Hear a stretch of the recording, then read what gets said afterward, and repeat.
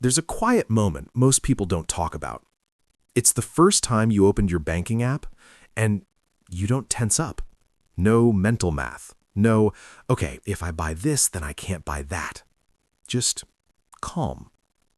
That moment doesn't happen when you're rich. It happens way earlier than that.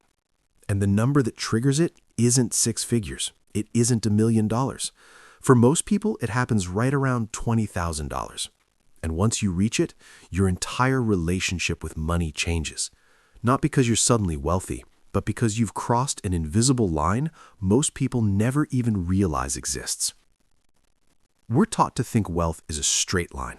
Save a little, earn a little, repeat, forever. But real wealth doesn't work like that. It moves in jumps. There are specific points where the rules change, where money starts behaving differently, and more importantly, where you start behaving differently. $20,000 is the first real jump. Before this point, money feels fragile. After it, money feels solid. Think about what life feels like when you don't have savings. Every surprise is a threat. A car issue isn't an inconvenience, it's a crisis. A bad boss isn't annoying, they're dangerous. Every decision is made with one question in mind. How do I make it to the next paycheck? That mindset isn't a personality flaw, it's biology.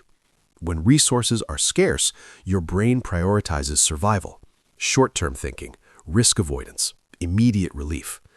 You literally cannot think long-term when you're constantly putting out fires.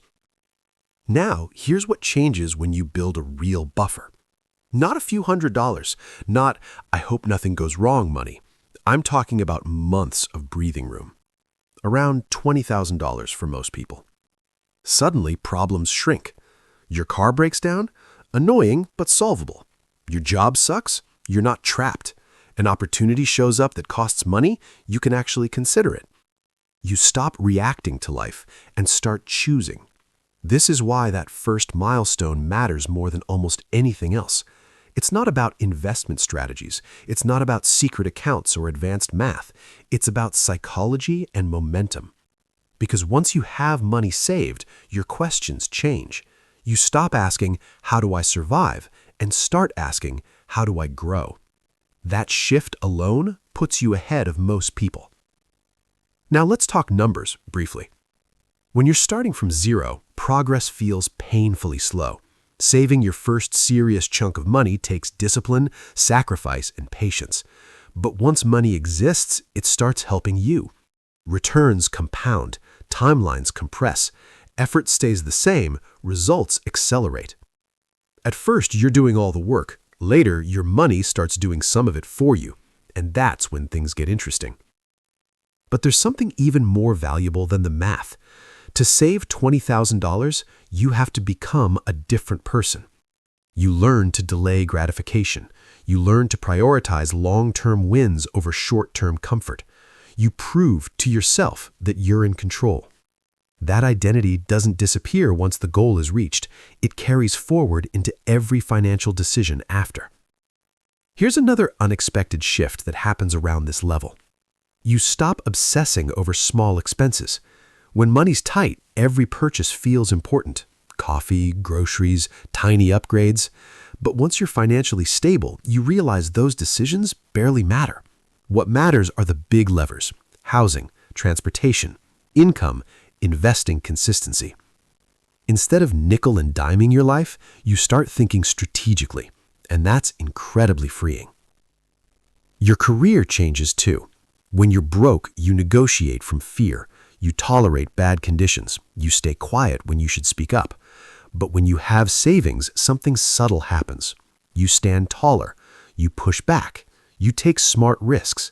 Often, you never even need to use that safety net. Just knowing it exists changes how you show up, and people respond to that. This is why many people mess it up. They hit their first real savings milestone and immediately spend it. A car, a vacation, a lifestyle upgrade. That money feels like a reward, but it isn't. It's a foundation. Spend it and you're back at zero, mentally and financially. Protect it and you've planted a seed that can grow for decades. Because here's the uncomfortable truth. Many people spend more money trying to look successful than it would take to eventually be successful, especially on cars. Monthly payments feel harmless, but over a lifetime, they quietly drain hundreds of thousands of dollars, money that could have bought freedom instead. Once you understand opportunity cost, flashy purchases lose their appeal, not because you can't afford them, but because you can see what they're really costing you. And here's the irony. The person with the newest car is often stressed. The person driving the old, reliable one is often relaxed. One is buying status, the other is buying time. $20,000 won't make you rich, but it will move you out of survival mode. It will give you leverage. It will give you options. And most importantly, it will change how you think. That's where real wealth begins. Not in your account balance, but in your behavior. Start there. Your future self is counting on it.